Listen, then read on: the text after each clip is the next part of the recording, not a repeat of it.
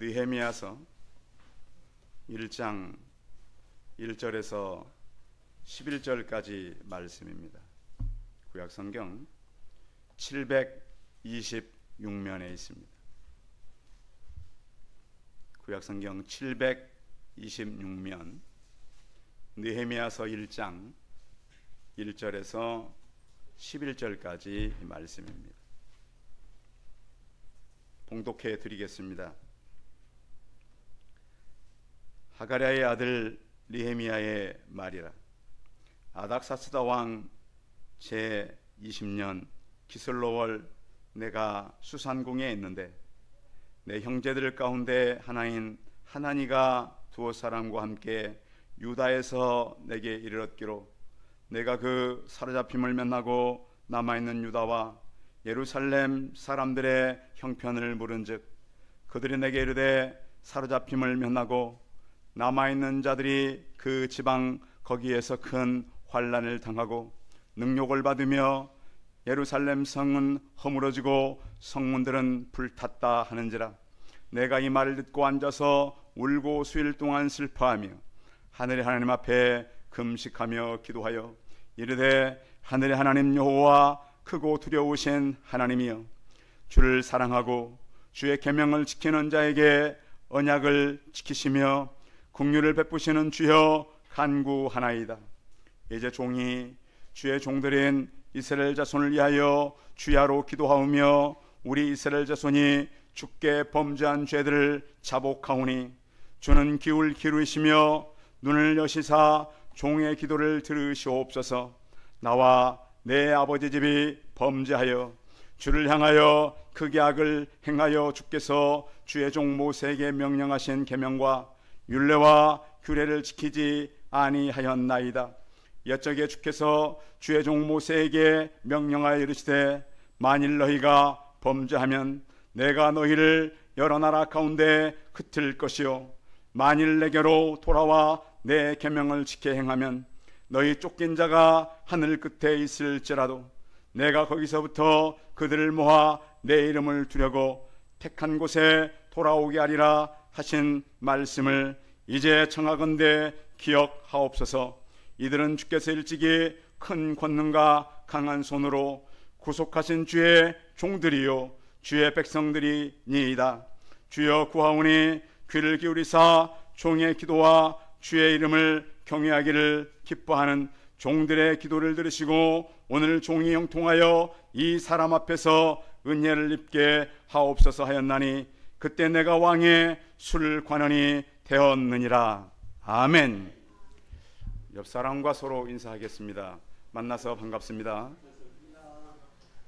감사합니다.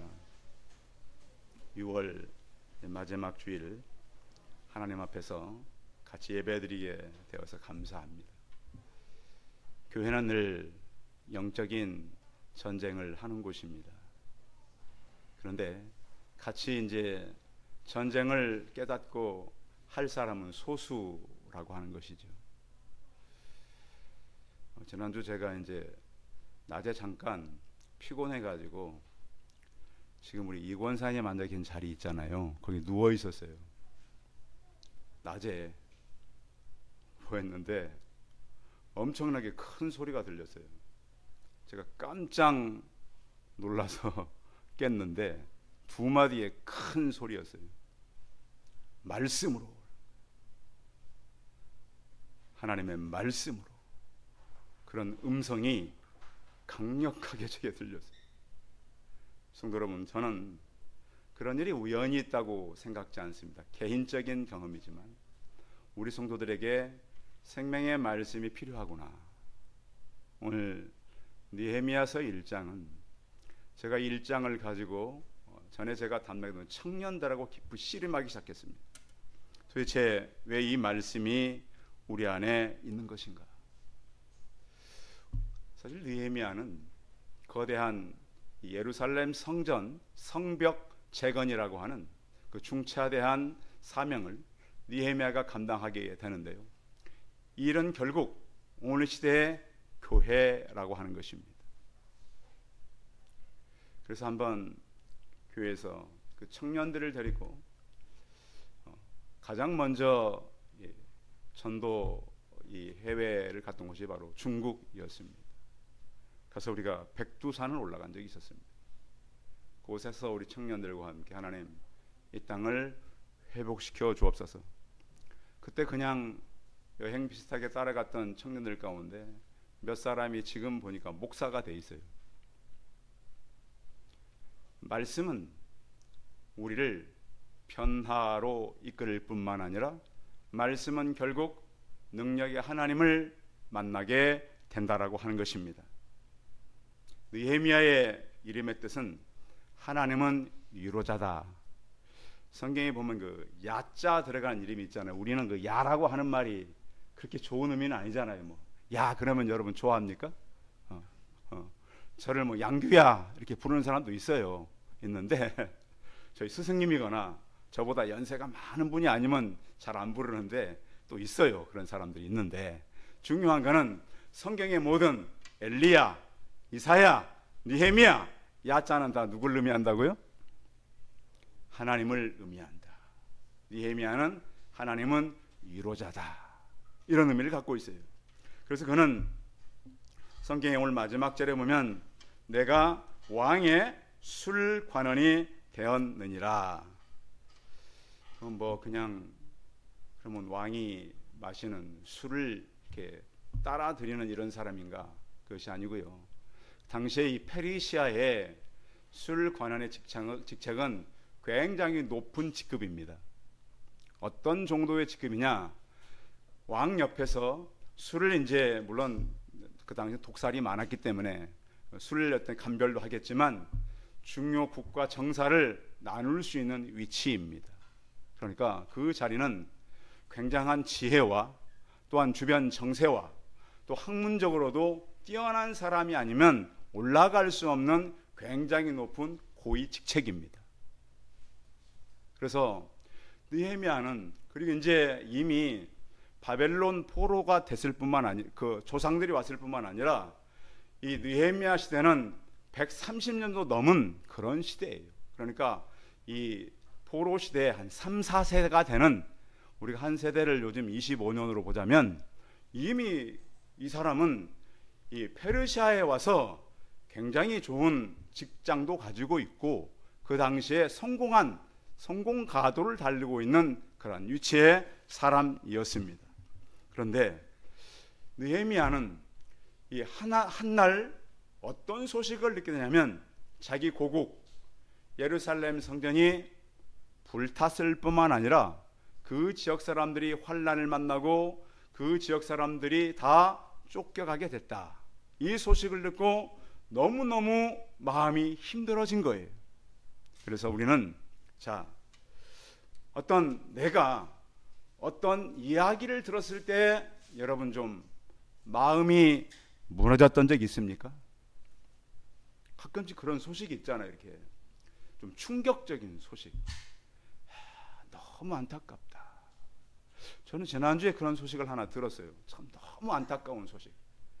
정말 그러면 안 되는데 너무너무 안타까운 소식을 제가 듣고요.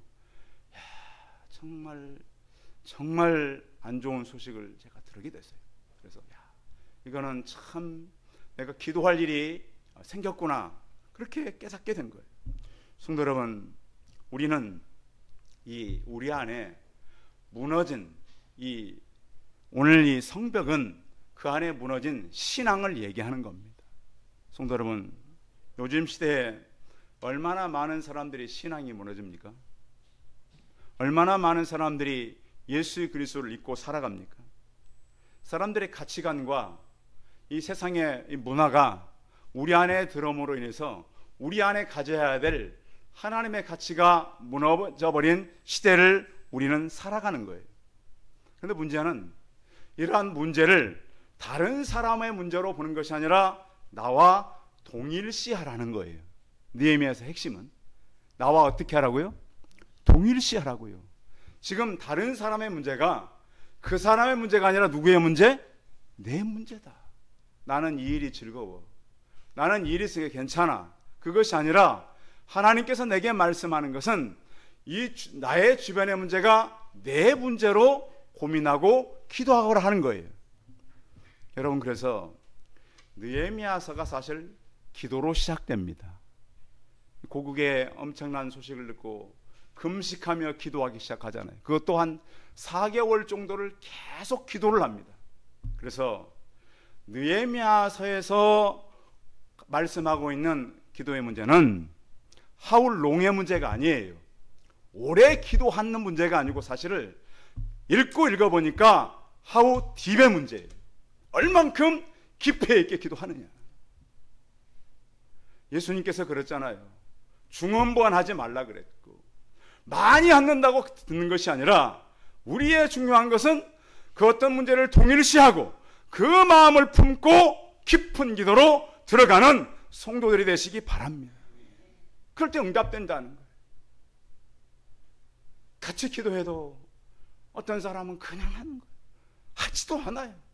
그러나 우리에게 가장 필요한 것은 그 마음 가운데 깊이 들어가는 성도들이 되시기 바랍니다. 자, 사실 느헤미야는 페르시아 그 시대에 상당히 높은 직급을 가진, 요즘 같으면 1급 공무원입니다. 여러분, 1급 공무원에게는 많은 혜택이 주어집니다. 여러분 아시죠? 많은 국가로부터 좋은 것들이 있어요.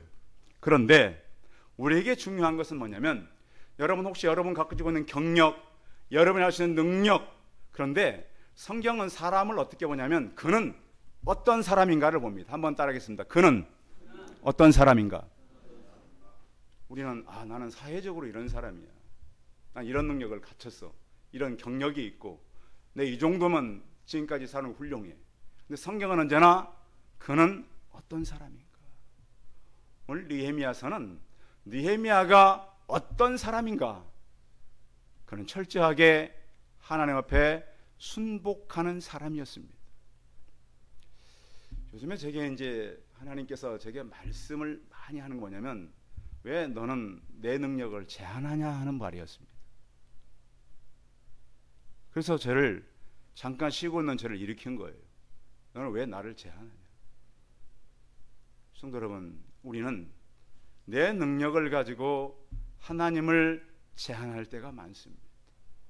느헤미야서는 바로 그걸 말씀하는 거예요, 지금. 그러면 내 능력이 안 되면 어떻게 해야 할까? 또 그 능력이 안 될 때 어떻게 할 때 하나님은 그 문제를 풀어가시는가? 여러분, 혹시 여러분이 만나고 있는 난제가 있습니까?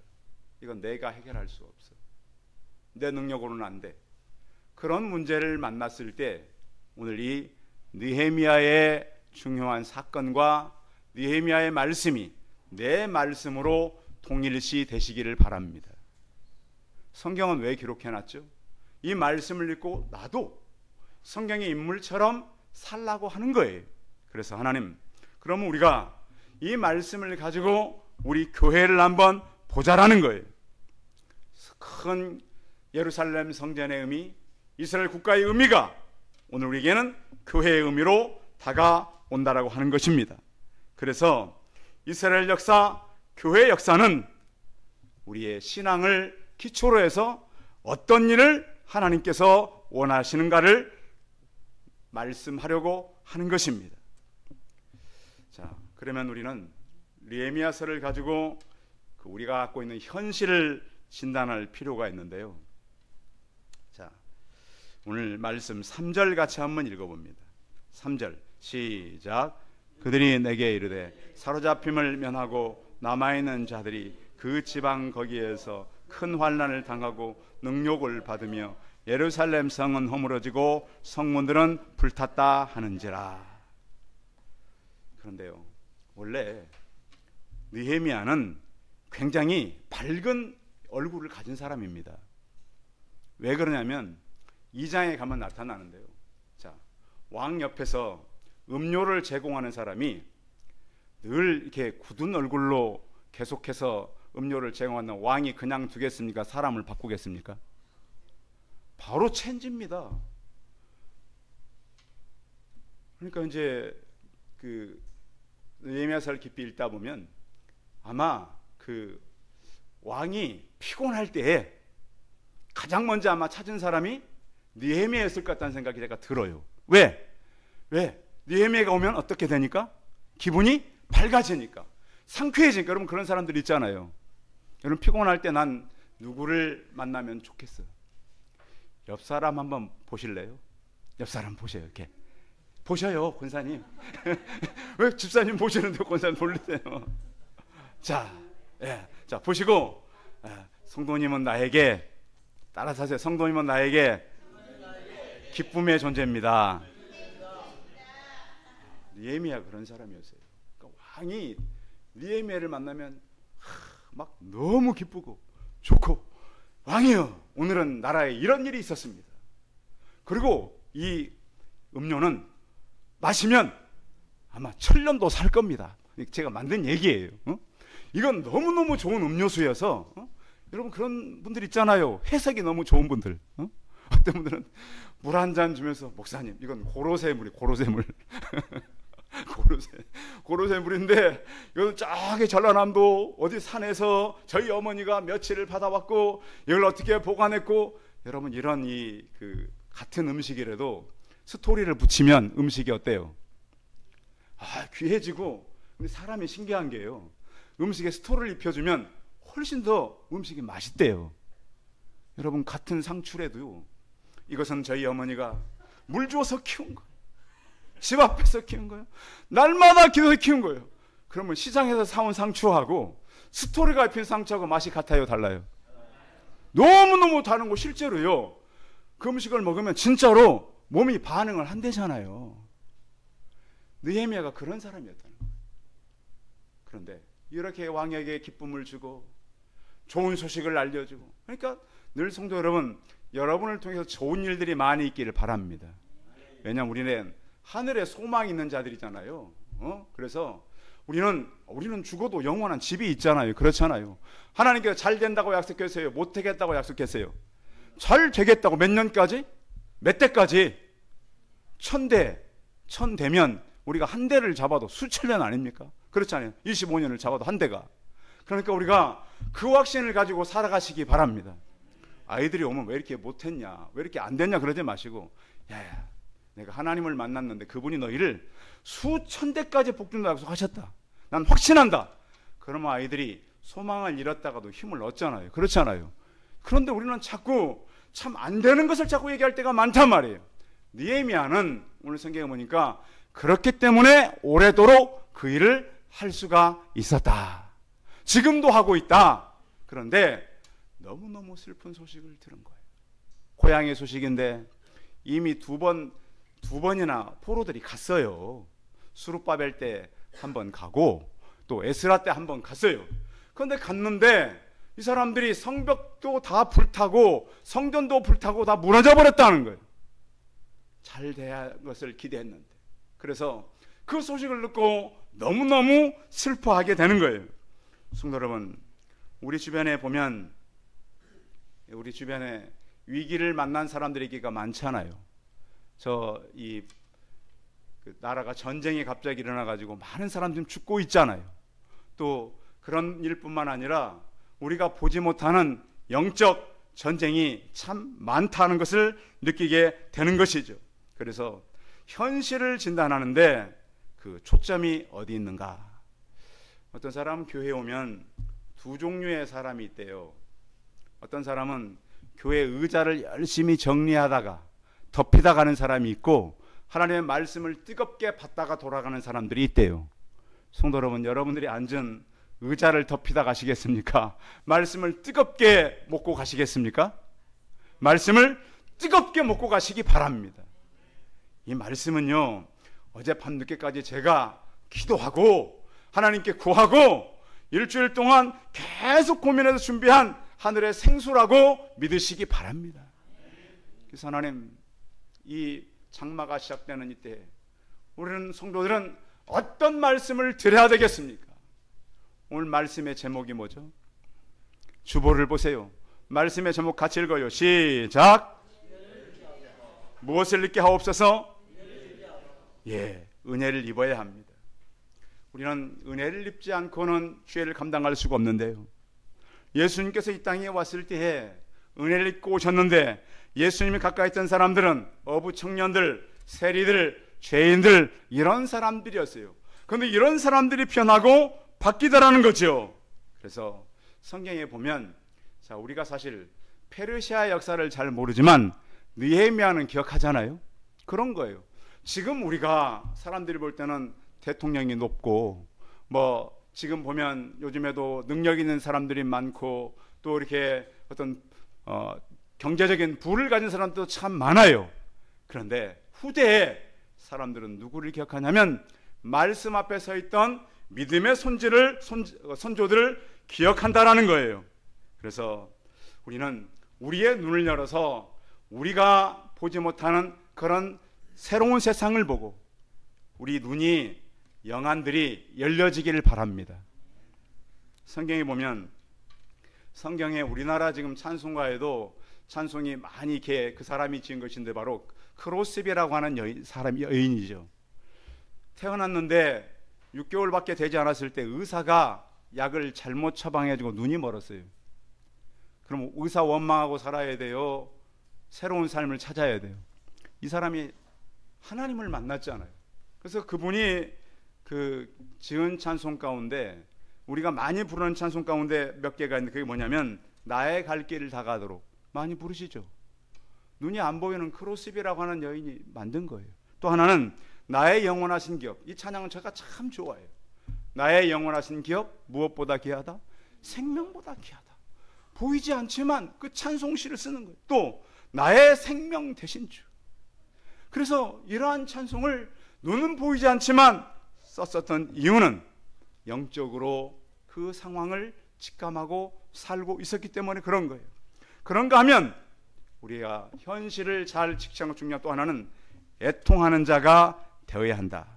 자, 지금 사실 느헤미야는 이미 이 이스라엘의 일은 나와 상관없는 일이잖아요.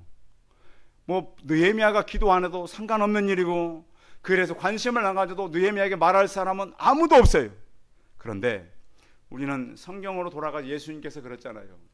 많은 여인들이 예수님을 따라올 때 나를 위해 울지 말고 누구를 위해 울라고요? 너희와 너희 자녀들 위해서 울라. 우리는 다음 세대를 위해서 많은 슬픔을 가져야 될 필요가 있어요. 다음 세대들은 참 힘든 시대를 살아갈 수 있어요. 그래서 하나님께서 이 시대를 우리에게 왜 두게 했는가? 그런 얘기 하잖아요. 왜 이 땅에 지난주에 6.25 전쟁이 있었는데 왜 전쟁이 있었는가? 그것은 예배의 전쟁이라고 말하는 분들이 있어요. 왜? 한쪽은 예배를 무너뜨리기 위한 세력이었고 한쪽은 예배를 드리기 위한 세력이었다. 목사님 그때 민주주의와 공산주의가 싸운 거 아니에요? 여러분 영적으로 본다면 틀리질 않아요. 자, 그래서 예배를 드리기 위해서 싸웠던 그 땅과 예배를 무너뜨리기 위해 싸웠던 그 땅이 어떻게 됐어요? 공산주의자들이 자기들이 딱 이제 산발선 긋고 나서 가장 먼저 무너뜨린 게 뭐라고 들었어요? 교회예요, 교회. 교회 시설이 얼마나 좋아요. 다 없애고 거기에 누구 사무실을 만들었어요? 공산당 사무실을 만들었어요. 자, 70년이 지났어요. 처음에는 자기들이 이긴 줄 알았습니다. 70년, 80년 초까지만 해도 자기들이 잘 산다 그랬어요. 그 이후에 어떻게 됐습니까? 나라가 바뀌었잖아요. 성도 여러분, 이 시대가 어떤 시대입니까? 영적 예배의 전쟁의 시대라는 것을 믿으시기 바랍니다. 그래서 교회는 예배를 뺏기지 않아야 돼요. 예배를 위해 나가야 돼요. 그러한 애통들이 있기를 바랍니다. 하나님께서는 말씀의 권세를 우리에게 주셨고 또 많은 사람들이 묶여있고 무너졌고 많은 사람들이 죽어가는 그 시대를 우리에게 애통하는 자로 보내셨다라는 거예요. 그리고 느헤미야는 이 회개를 하면서 어떻게 기도하냐면 이렇게 기도하고 있어요. 자, 7절 한번 읽어볼까요? 7절 시작. 주를 향하여 크게 악을 행하여 주께서 주의 종 모세에게 명령하신 계명과 규례를 지키지 아니하였나이다. 왜 그런 불타고 무너짐과 흩음이 있었다고요? 다 우리가 말씀을 듣지 않았기 때문이다. 성도 여러분, 전쟁은 왜 있습니까? 전쟁은 누구에게 있습니까? 하나님께 있습니다. 자, 최근에 이제 우리가 북한에 힘드니까 도와준다고 뭐 쌀도 보내고 그랬잖아요. 어떤 사람은 막 돈도 보냈다 그런 소문도 있고 그러잖아요. 또 사람 뭐 소도 막 갖다 주고. 그런데 북한에 진정으로 필요한 건 예배입니다. 이 땅의 역사를 보십시오. 예배가 회복되지 않고는 어떤 땅도 회복되지 않아요. 우리가 아무리 우려를 하고 아무리 좋은 것 갖다 줘도 예배가 회복되지 않는 땅은 회복될 수 없어요. 그래서 역사가 토인비는 이렇게 말합니다. 역사연구 27페이지에 보면 죽어가는 사회 속에서 살아남는 교회는 마침내 거기에서 새로운 사회를 탄생시키는 모체가 되었다. 그 사회를 뭐가 탄생시켜요? 교회라는 거예요. 교회는 뭐 하는 곳이에요? 예배하는 곳이에요. 예배가 살아나면 사람들이 살아난다는 거예요. 시편 95편을 보면 오라 우리가 여호와께 노래하며 우리의 구원의 반석을 향하여 즐거이 외치자. 우리가 감사함으로 그 앞에 나가며 시를 지어 즐거이 그를 노래하자. 그는 우리 하나님이요 우리는 그가 기르시는 백성이며 그의 손이 돌보시는 양이기 때문이라. 성도 여러분, 그래서 이 땅에 예배가 회복되기를 위해서 애통하며 기도하는 성도들이 되시기 바랍니다. 세 번째는 은혜를 입는 겁니다. 자, 11절 같이 읽어봅니다. 11절 시작. 주여 구하오니 귀를 기울이사 종의 기도와 주의 이름을 경외하기를 기뻐하는 종들의 기도를 들으시고 오늘 종이 형통하여 이 사람 앞에서 은혜를 입게 하옵소서 하였나니 그때 내가 왕의 술관원이 되었느니라. 여기 이 사람은 누굴까요? 이 사람은 바로 아닥삭스다 왕입니다. 왕. 하나님, 내가 왕에게 은혜를 입게 하옵소서. 자, 저도 이제 요즘에 우리 교회가 이제 감당해야 될 많은 일들이 있잖아요. 요즘에 그래서 그러면 하나님, 내가 어떻게 우리 성도가 기도할까요? 성도 여러분, 우리 주변에 분명히 하나님께서 예비한 사람들이 있습니다. 하나님께서 준비한 사람들이 있습니다. 하나님, 그 사람들에게 은혜를 입게 하옵소서. 이렇게 기도하는 성을 내시기 바랍니다. 그래서 말씀은 우리를 탈출구를 열어주는 것입니다. 오늘 느헤미야가 이렇게 기도한 다음에 나중에 어떻게 바뀌냐면, 자, 성경책 옆에 있는 분들은 2장 이 4절 한번 읽어보시기 바랍니다. 2장 4절 시작. 왕이 내게 이르시되 그러면 내가 무엇을 원하느냐 하시기로 내가 곧 하늘의 하나님께 묵도하고. 제가 서두에 하울 롱의 문제가 아니라 하우 딥의 문제라고 말씀드렸죠. 기도는 묵도라는 건 뭐냐면, 자, 왕이 지금 내가 소원이 뭐냐고 말하는데 바로 말해야 돼요. 그럼 기도해보고 말해야 이렇게 말해야 돼요? 바로 말해야 돼요. 그런데 성경은 묵도하고란 말을 기록해 놨잖아요. 그래서 느헤미야가 거의 4개월 동안 금식하며 기도하거든요. 그래서 모든 말을 다 준비해 놨다가 왕이 물어볼 때 그 즉시로 묵도하고, 이걸 이제 어느 종교에서는 화살 기도라 그래요. 목적이 분명한 기도. 하나님, 내게 지혜와 능력을 주옵소서. 뭐 눈 감고 하지를 못했을 거예요. 묵도하고 그의 가진 모든 계획을 왕에게 말씀드리는 것입니다. 성도 여러분, 신앙을 우리가 가지고 있지만 언제나 난제가 있습니다. 그때마다 하나님, 내게 은혜를 입게 하옵소서. 은혜는 거의 수동적인 말입니다. 하나님께서 내게 하셔야 가능한 거예요. 느헤미야가 자기 재산 팔아서 성벽 재건하는 건 아닙니다. 느헤미야가 자기 힘으로 하는 거 아닙니다. 나중에 보면 왕이 이렇게 얘기를 합니다. 자, 8절 같이 읽어봐요. 8절, 2장 8절 시작. 또 왕의 삼림 삼독 아삽에게 조서를 내리사 그가 성전에 속한 영문의 문과 성곽과 내가 들어갈 집을 위하여 들보로 쓸 제목을 내게 주게 하옵소서 하며 내 하나님의 선한 손이 나를 도우심으로 왕이 허락하고. 누구의 손이 허락하며? 이게 중요한 걸 꼭 밑줄을 그어내세요. 옆에 누구의 손이? 하나님의 선한 손이 나를 도우심으로 왕이 허락하고, 이게 바로 은혜를 입은 것입니다. 성도 여러분, 혹시 요즘에 재정적으로, 경제적으로, 진로 때문에 어려움 갖는 분들 계십니까? 은혜를 입게 해달라고 기도하시기 바랍니다. 기도했더니 하나님께서 응답하시잖아요. 그냥 하나님 막 주옵소서만 하지 마시고 하나님의 마음속으로 깊이 들어가시기 바랍니다. 하나님은 나를 어떤 사람이 되기를 원하는가? 어떤 얘기를 하기를 원하는가?